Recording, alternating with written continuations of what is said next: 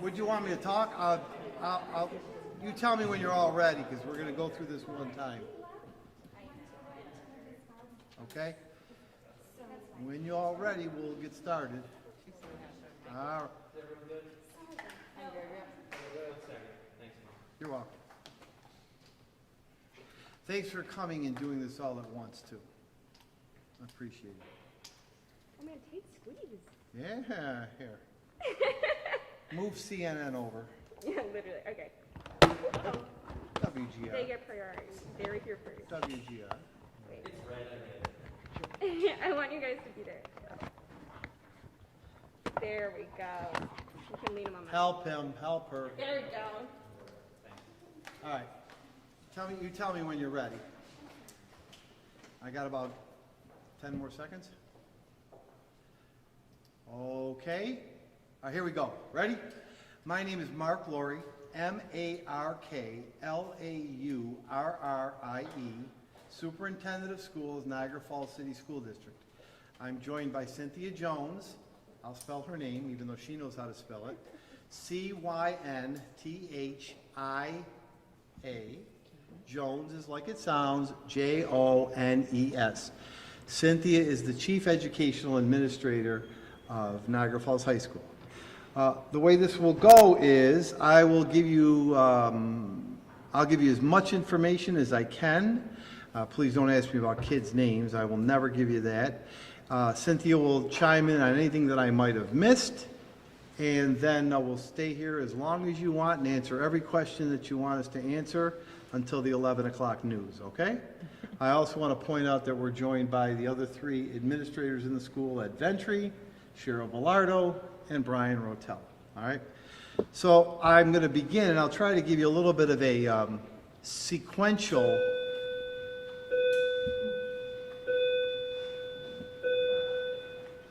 I'll give you a little sequential history of what occurred yesterday, what occurred today, and what is planned for on Monday. So yesterday, on our third day of school here in the district and at the high school, it was a really good day. 1,838 students in the building, which is close to what we were expecting. We're having a good day. Later in the afternoon, around 1:30, on the fourth floor, there was a fight involving a number of girls. That fight involved up to 5 girls. It was broken up. The girls were taken to the office. Their parents were being called, and as we do as part of protocol, we were sorting out what had occurred. In the meantime, with the advent and the use of cell phones, people are texting. There was a fight, there was a fight, there was a fight. A person from the community, a brother, tried to come into the school, but with our security, that brother was stopped, never let in the school. The administrative team, other members of our support team, deans, continued to work through the situation, contacting parents, etc. At approximately 3 o'clock, and I think it's important to know this part of the setting. And I'm going to tell you, it was pouring like crazy, and it's no secret that we have a shortage of buses. So on a rainy day, when you should see 32 buses outside, you saw 5. And I'm not blaming bus drivers. It is what it is, right? It is what it is. So more students than usual were congregating in the hall, and it was pouring, and parents, because of the slowdown of buses, were in greater mass in the front of the building. Another fight occurred in the front hallway between 2 students. Again, I believe they were girls. Yes. Ugly, terrible situation. Many students were there because they were coming down to leave, and of course everybody has their own cameras and they're videotaping the fight. In the meantime, congested people coming down on a rainy day, no buses, administrators separating kids, you get to the front apron of the school of which you walked in, and additional girls began fighting. After that was quelled, and that involved 5 or 6 girls as well, after that was quelled and everything was starting to settle down, because of the weather and lack of buses, students were placed in the Performing Arts Center. During the time in the Performing Arts Center, a girl had a dispute with another girl, started another fight. So in the course of those 3 hours yesterday, there were 4 instances. They all involved young ladies. None of them involved weapons. There was a student who was injured, one student who was taken to the hospital, and one student was arrested.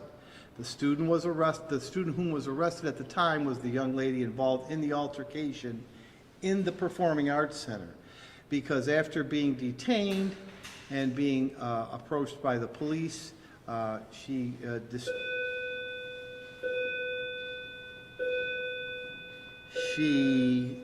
continued to display harassing actions and things toward the police officer as well as the school staff.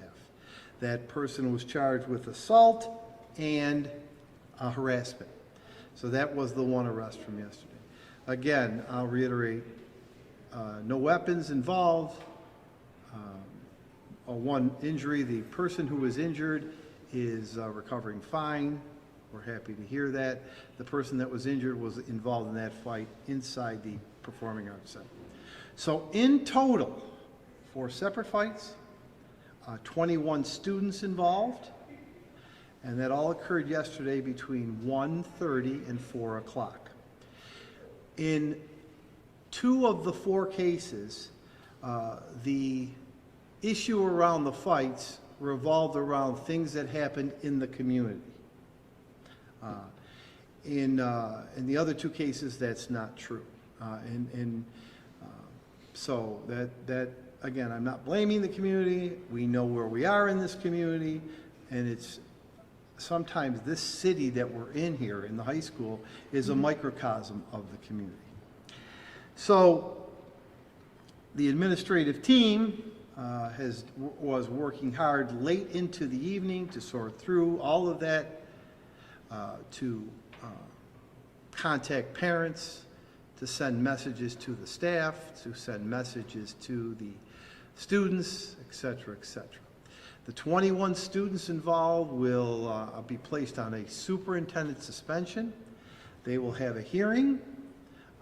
As a result of that hearing, their due process will be followed, and upon recommendation of the hearing officer, I will take a look at the facts of the case and make a determination about their discipline. I want to pause and tell you, however, and I'm not being flippant about remote learning, but if you come into this school or any of the schools and you choose to act in that manner, whether you're fighting or inciting, we will provide you with your right to a public education, a free appropriate public education. But that right to a free public education does not necessarily mean it will be in this building or any of the other buildings. My reference to remote learning is that we've gotten pretty good at it. And if you want to have that kind of behavior in the sanctity and safety of a school building, you're making a choice to have remote learning. And I will wait to hear all of the facts, but be unwavering in the fact that if you make a choice to have that kind of behavior, and I fully recognize and appreciate that kids are coming to us and everywhere with all types of issues and concerns and anxieties, but that's why we have overstaffed this building with social workers, counselors, administrators, deans. The recourse is to go to one of them. Let me take you from yesterday to today. In preparation for today, the Niagara Falls Police Department had an additional police presence, an additional police presence on top of the 2 school resource officers we have. We had additional staff from central office and other buildings here, and we employed immediately 2 additional school safety officers. A school safety officer is not a police officer. Their job is to keep the hallways and areas safe. That was the first step we took. Second step we took was to have additional police officers. Thirdly, as all students were greeted upon entry into the building, their bags were checked. Every one of their bags were checked. During the course of the bag check, there were no weapons found. But I do need to report to you that in 2 cases, students offered the administrators, I believe, the fact that one person, I have pepper, this was not found, this was offered. I have pepper spray, I carry it around because when I walk home from my job, I want to make sure I'm safe, and brought that to the administrator. In the second case, upon coming to the building, this very similar situation happened and said, I have a tasing instrument in my bag, I'm giving it to you. I want you to know I have it because I keep it for my protection when I'm walking from place to place in the city. During the course of the bag check of the 1,600 kids or whoever were here today, nothing else, no other contraband, nothing of a weapon in any nature was found. But I want to be crystal clear, those 2 things during the course of that were offered to administrators and given up willingly before. And to the credit of those 2 students, who I fully believe, they were very upset. They came forward before checked and asked. So I think that's certainly a statement more so on the concern kids have when they're walking home from wherever they work, and a better statement about the fact that they feel comfortable speaking to people in the building. So what then happened is I was here. We were actually having a pretty good day. I took advantage to be the highest paid hallway monitor in the history of New York State and enjoyed being the hall monitor on the 2nd, 3rd, 4th floor. Was actually having a good time speaking to the kids who were very, very nice, but certainly you could see they were concerned and a little bit timid, so we tried to talk to them. Well, lo and behold, around 10 o'clock, this is what starts happening. Someone makes a post that says, and I'm going to paraphrase here, Niagara Falls, stay safe, they're going to shoot up the school. Another post comes. If your kid's in school, I wouldn't be there, it's not safe. Another post that says, good morning, why don't they shut it down?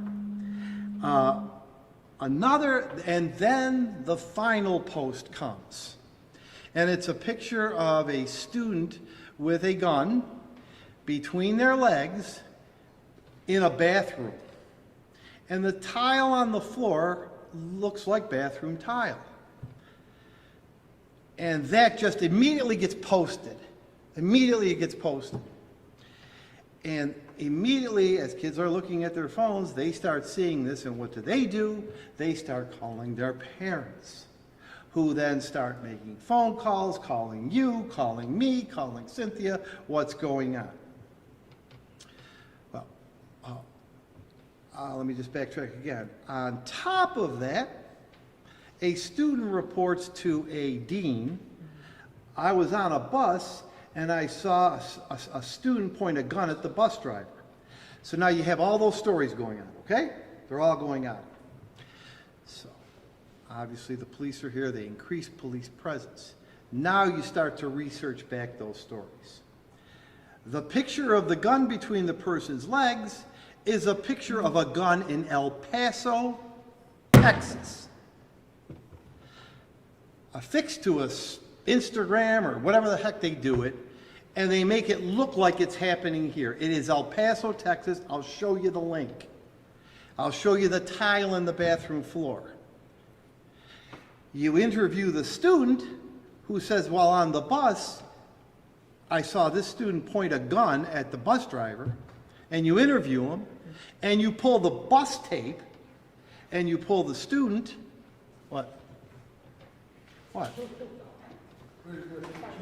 Oh, I thought you were telling me I was getting too excited. You pull the bus tape, you call the parent, and the parent says, well, he wasn't on the bus. You watch the tape, and the kids are riding the bus. No one pulled a gun. The boy who makes the claim wasn't on the bus. In the meantime, what does that do to a community who is fragile from things that are happening in the community and fragile from 4 fights? It sends 1,000 parents into a understandable tizzy's the wrong, understandable panic mode. So that is factual information. That is not covering anything up. That is what happened. So in the meantime, because you never know, and things are happening in real time, we're watching bus tapes, we're interviewing students, and we're working with our police chief, who says, what help would you need? Can we get you some help? And immediately what happens, the Niagara County Sheriff's Department, the Erie County Sheriff's Department, the Niagara Falls, I want to make sure I have these credited groups right, the ATF, the New York State Troopers, the New York State Parks Police react by bringing their dogs because someone takes a picture from El Paso, Texas, and posts it with Niagara Falls High School. And someone tells a story about a bus that never happened and thinks it's funny. It takes those resources away, and it causes chaos in a fragile city. That is what happened today. Parents called. If the parents and the school team did an outstanding job waiting for parents to come, sign their child out, and go. Since we had the dogs, we used them.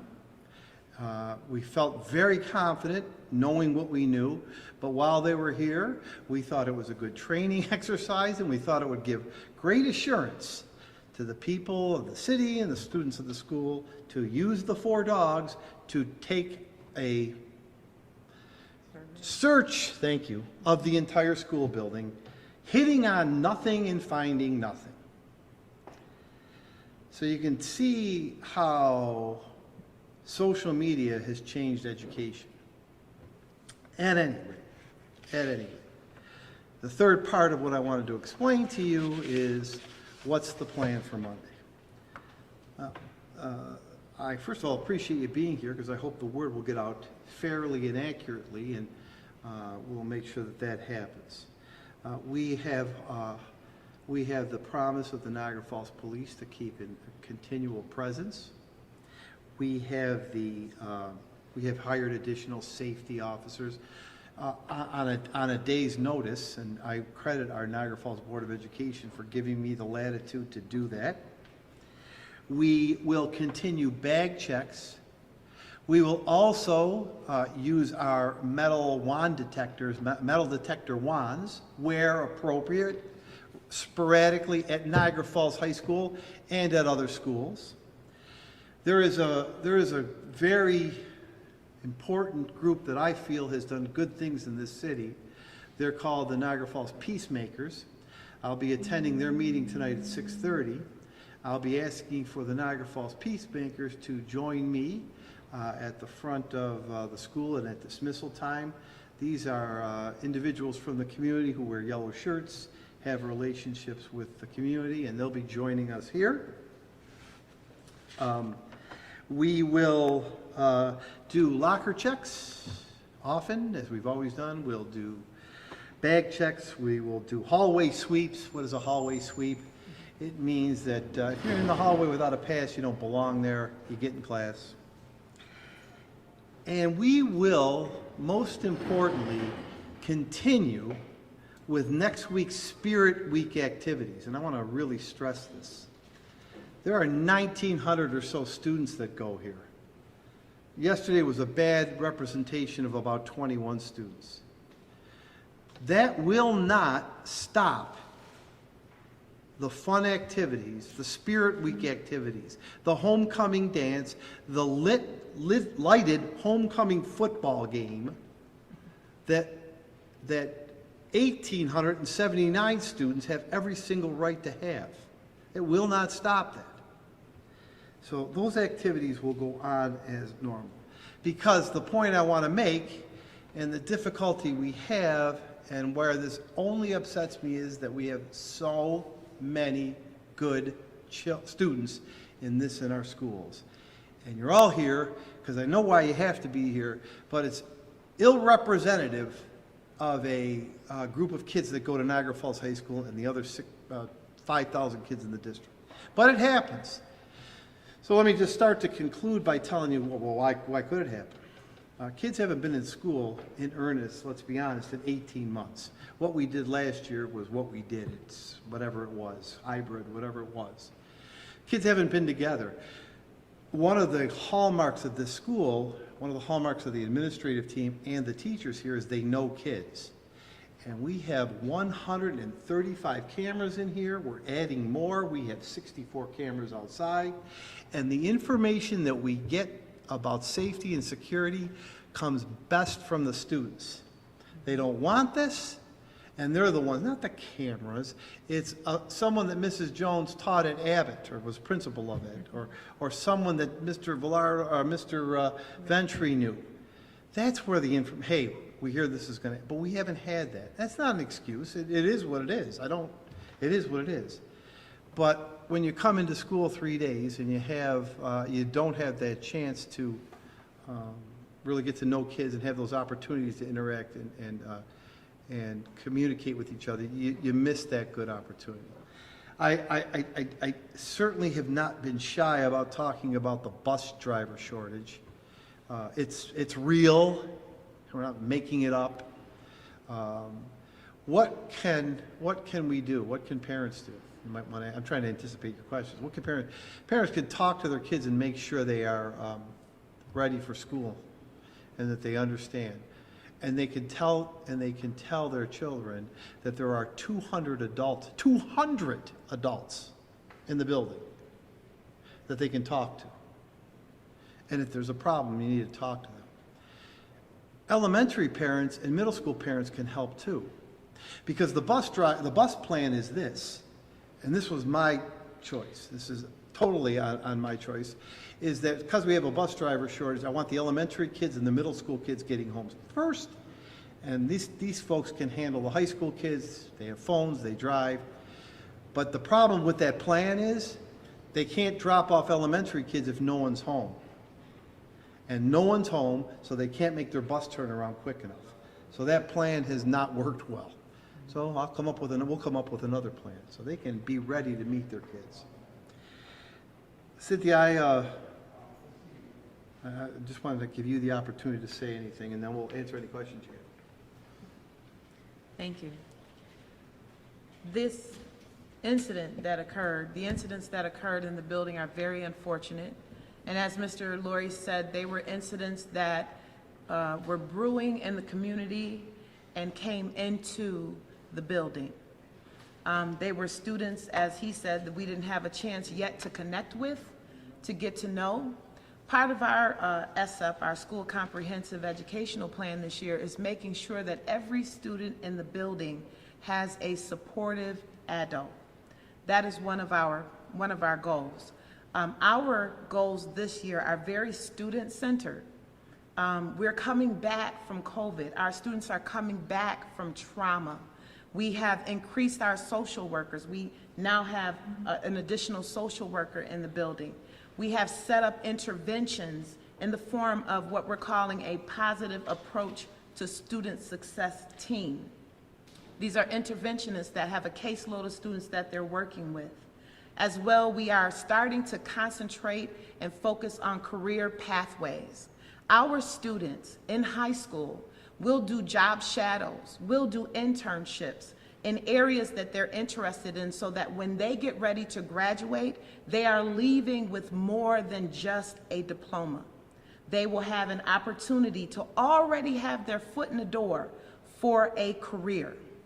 We are putting things in place. We've changed our schedule. We've changed our focus to students. And so I know that students are contacting me, and their main concern, believe it or not, is, Mrs. Jones, are we still going to have homecoming? Because they want to connect with their friends. They want to connect with the friends that they haven't seen for 18 months, and we are still going to give them the opportunity to do that. The students want to have a positive atmosphere. They want to make sure that they can get back to the business of school, and we're going to make sure that they're able to do that with the help of our staff, and they have been absolutely fantastic. I cannot ask for a greater staff. This morning, when all those parents came into the building, staff members came downstairs. No one asked them. They came downstairs, they stepped up. They said, what do you need us to do?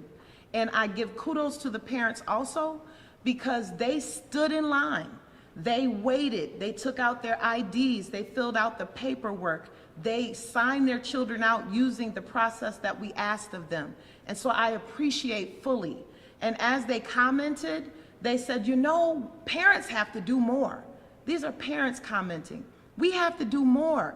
We have to talk to our children. We have to let them know that these actions are not acceptable. So I just want to give kudos to our parents, to our students, to our staff, to the superintendent for supporting us with additional staff members, and to the Board of Education members who came here today, as well as all of the law enforcement folks that came here today, for their support. We really appreciate it, and it's helped us in tremendous ways. Thanks.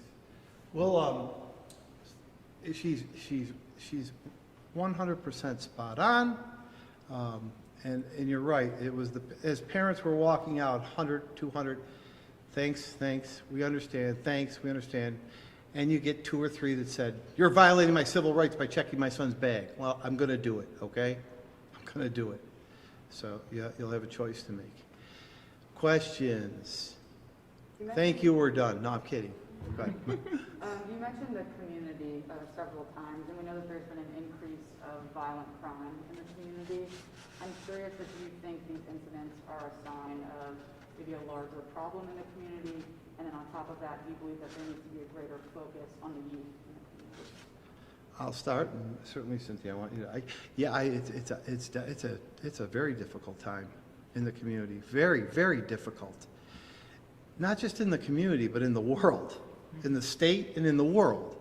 And there isn't a student that I know, I haven't met one yet, that doesn't have this, and isn't watching adults and watching discourse between adults. And that discourse is not, and we could disagree, but it's not always pleasant discourse.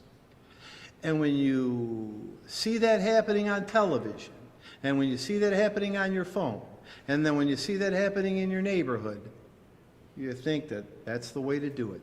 So it is absolutely a reflection of beyond the city. And so why did we put 3 extra counselors, extra social workers, all the extra staff? Because we know the kids need it here. And not just here, but in the district. So absolutely there has to, and I'm going to reject something, that there isn't anything, there's not enough for them to do. This building will be open until 10 o'clock every night. Now, on day 3 of school, we don't have every one of the 25 clubs up and running. We don't have all the teams up and running yet, but in a month, you'll see that library filled with chess. You'll see people playing in the sports in the gym. You'll see hundreds of kids in the drama club. You'll see people in our TV studio. You'll see people staying after school for homework. You'll see middle school kids getting a bus over here. They'll be running. I reject that notion that there's not enough for kids to do in the city. There are enough things for kids to do if they want to, and there are enough for them to do in the city, in the school district. Cynthia? Yes. So the youth here are looking to get involved because they have been at home. They've been on computer screens. They've been on cell phone screens. And that lack of interaction that they have with each other has taken a toll on our students. And so we want to make sure, as Mr. Laurie said, that we have things for them to do, but we want to make sure that while they're doing it, that they can do it and feel comfortable. Our first and greatest priority is a safe and orderly environment. It sounds like the school does offer a lot, but I'm curious if you would want city leaders to kind of push or, focus on the youth more and push them to do some of these activities and make it more of a priority, I guess. Yeah, go ahead. I know that we have been a part of what's the workforce prep. Consortium, workforce consortium, recreational consortium. The city leaders' kids are our kids. They're the same kids.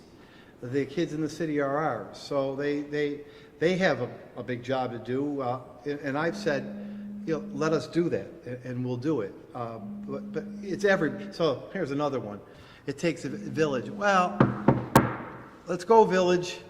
We're here for you. We're here for you. We're here for you. Come on. You want to help? We'll give you a yellow shirt. You could be a peacemaker. We'll train you and do that. You want to help? Come and volunteer. Now that we could use help from. So let's stop saying it takes a village. Let's start being the village today.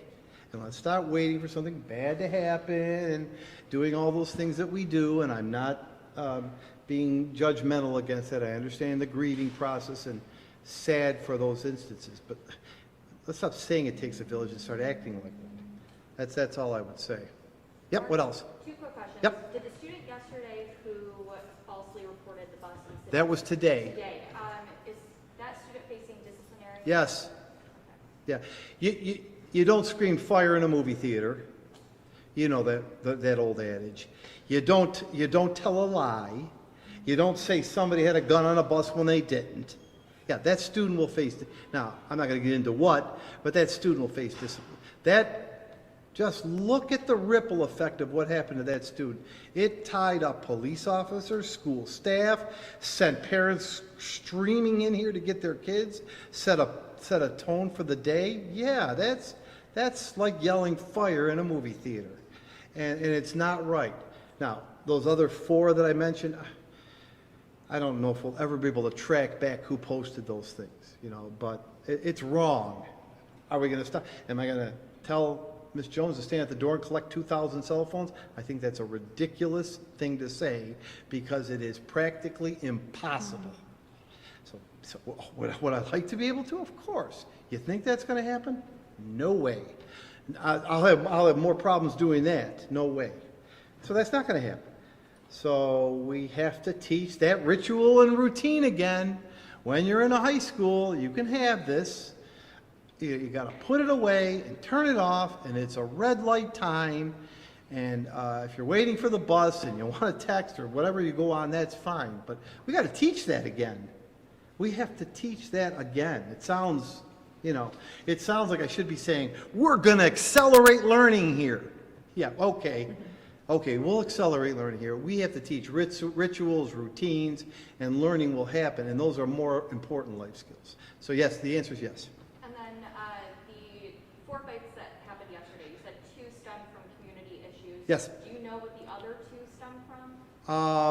One of them I know was maybe a dirty look, a snide comment, a dirty look, a snide comment, an inappropriate gesture. That was the one that occurred in the PAC that I'm referring to, Marley.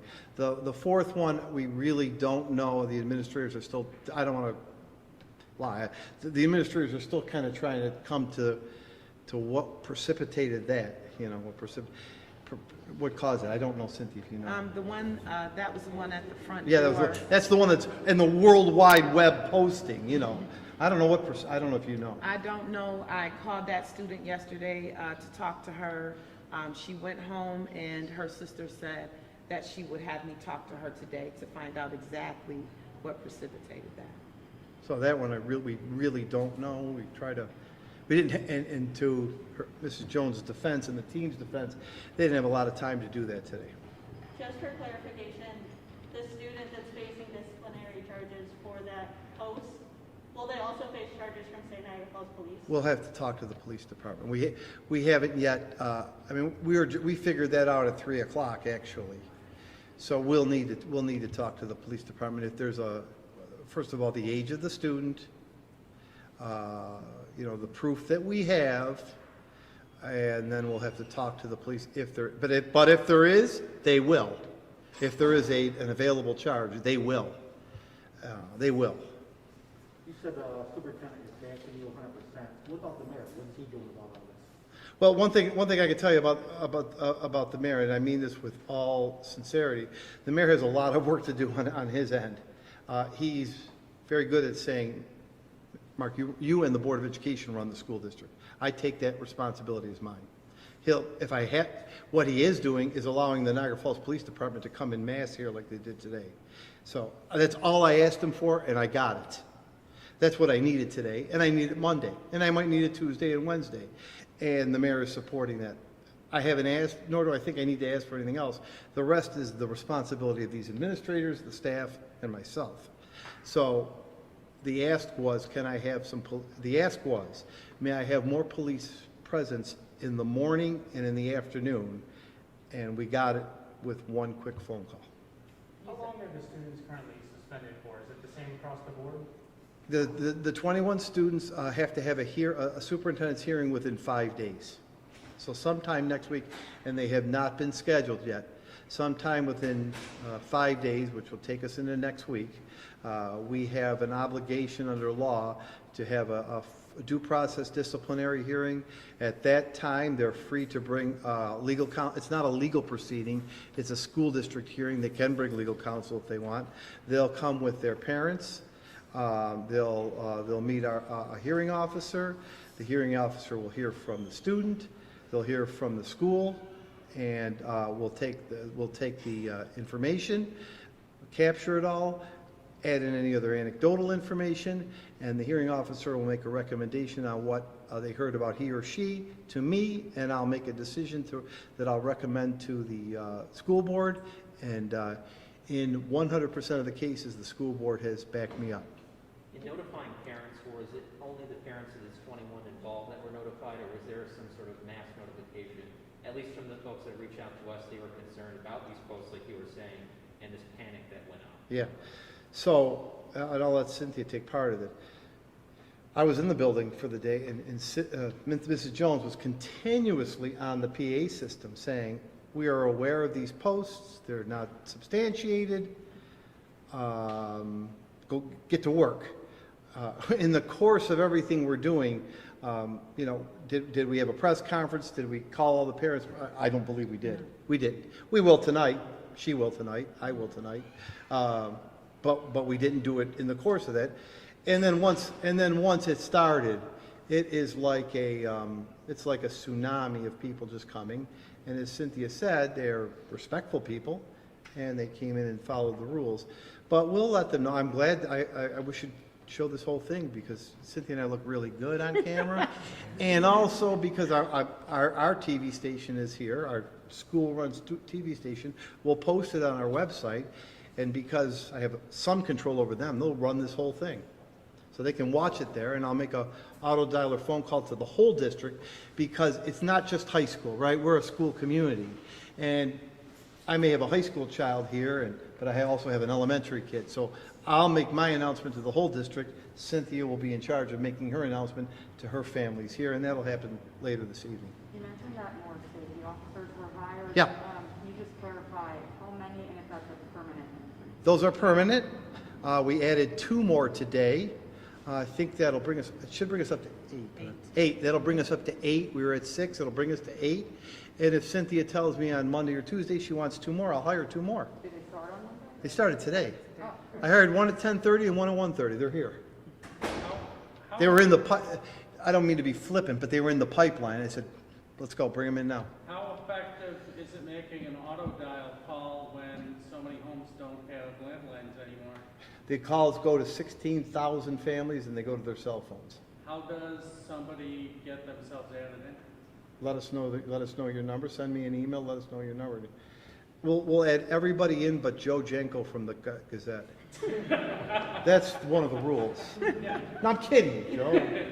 Well, no, these are not secret messages. Parents also receive emails. Yeah. if they don't have phone numbers, because we do have parents that have phones that don't work. There's many different ways. We have YouTube videos, we have emails, we have Microsoft Teams where we can reach parents, chat with students, chat with parents. There's a lot of different ways to communicate. 358 days straight. And I'm not boasting, I'm telling you, because everybody says, oh, you're the guy I hang up on. We made an auto dialer call 358 straight days during COVID to report every COVID case. Boy, what is COVID? What is COVID? I mean, your priorities and your concerns really start to change, right? And it's so funny because everybody's got a mask. Where are these people complaining about masks? Zero. I mean, I have mine on. Zero. Where are these kids that don't want to wear masks? Zero. I mean, come on. What, you know, really? What else? The student who was injured, that went to the hospital, any update on he or she? She has been released from the hospital. Her parent contacted Mrs. Villardo and let her know how she was doing today. And is she okay, Cheryl? She's doing much better. Bruised up, but okay. Yeah. Was she part of the fight? No. Okay. So is that concerning, the fact that, you know, you have additional students who just happen to be in the wrong place at the wrong time that end up getting tangled up in outside issues? That is always very concerning. But if you think about it, that can happen in Walmart. You know, it can happen anywhere. Someone can be in the wrong place at the wrong time. Yeah. But it is always very concerning. And I want to be clear, but I wasn't here, but it wasn't she was just sitting there in the girl. There was some Comments. There was byplay going on, right? Whether it was a smirk, something was going on. So it wasn't the case. It wasn't the case that they were sitting here like this and somebody went and pummeled them. Something was going on. She just wasn't throwing punches. Correct. What else? We've got another half an hour. Let's ask more questions. If not, thank you. And I just wanted to say, and Cynthia did a really good job. The staff here is excellent. You know, the question I asked is, how many people called in sick today? 108 and 200 staff? None. They're all here. And you know, it's disconcerting. It's disconcerting for me. I wasn't here. I lived here for 6 years. It's disconcerting for me. I want you to know something. I want you to know something about Cynthia, too. I was the principal here for 6 years. My 3 children went here. You know, you were here. My 3 children went here. And I hope you don't mind, Cynthia's daughter goes here. I mean, these are our kids. These are our children, right? What do I have? I have nothing more precious than my children. They're pains in the neck, but they're precious. Cynthia's daughter is here every day. I see her here. Parents don't think we're working for their kids. We're working for Cynthia's daughter. Nothing is more precious to her. So it's a resonating point. It should be a resonating point with parents. It's not good. This wasn't good. This isn't fun. This isn't what we want. We'll keep after it. So thank you all. Appreciate it. All right. Good to see you. Thanks, Mark. Ah, good to see you there. Appreciate it. Nice seeing you as well. too. In person, first time, I think. Hey. We'll take it. Take a look.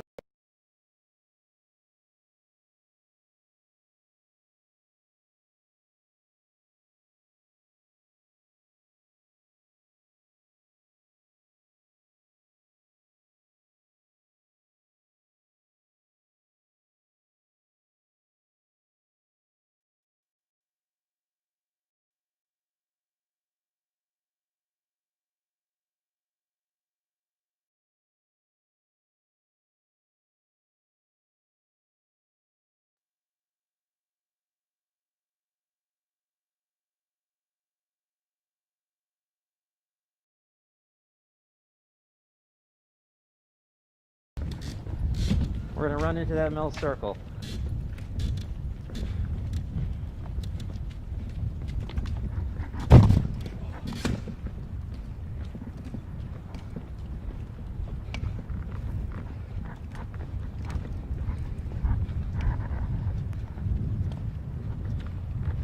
They were aware of the situation, but